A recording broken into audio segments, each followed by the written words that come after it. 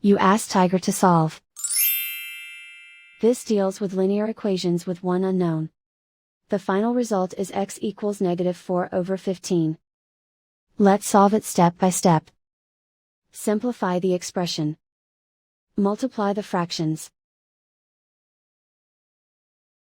Break up the fraction.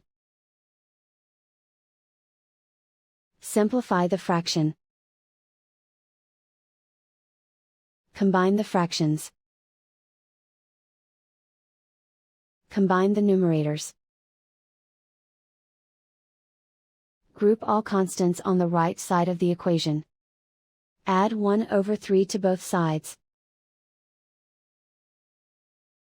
Combine the fractions.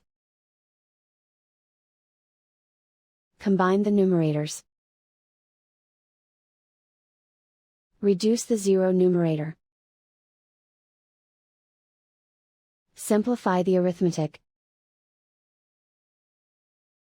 Find the lowest common denominator. Multiply the denominators. Multiply the numerators. Combine the fractions. Combine the numerators. And so the final result is x equals -4/15.